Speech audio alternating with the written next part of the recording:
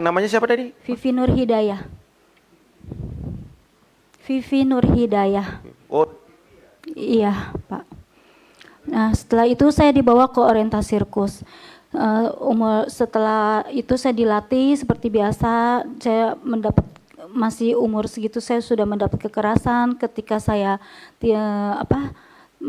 tidak bisa dikasih latihan, misalnya nggak bisa, itu saya dapat pukulan kayak tendangan di rotan, itu sudah hal biasa buat kami.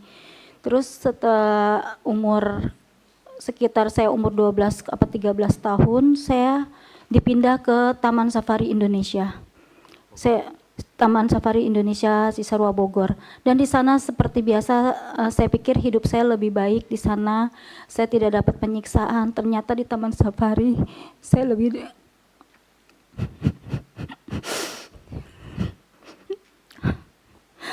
keras lagi, saya dilatih.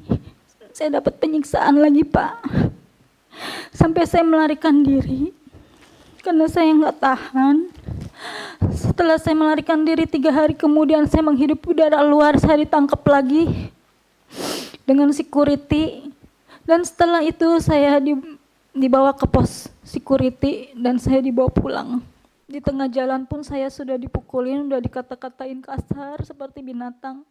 Sampai rumah saya dimasukin ke kantornya dan saya disetrumin, Pak, pakai setruman gajah sampai saya lemes, sampai ke kelamin saya disetrumin.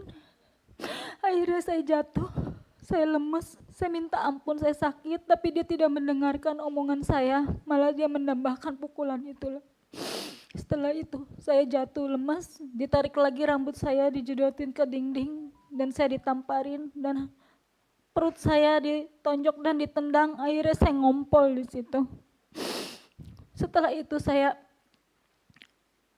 dirantai selama 2 minggu, dipasung. Setelah 2 minggu dipasung, saya dibebaskan dan seperti biasa saya latihan seperti biasa. Dan berapa tahun kemudian saya melarikan diri lagi karena saya nggak tahan, Pak, hidup di Taman Safari karena penyiksaan itu terus. Saya jadi merasa batin.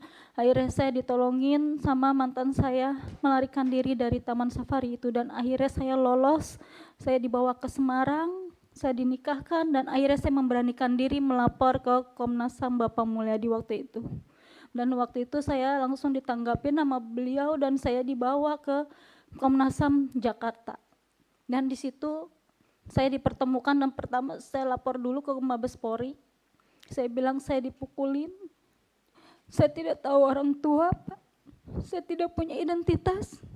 Tapi orang Mabes malah nanyain, kamu dipukulin, punya bukti enggak? Bukti apa, Pak? Bukti visum.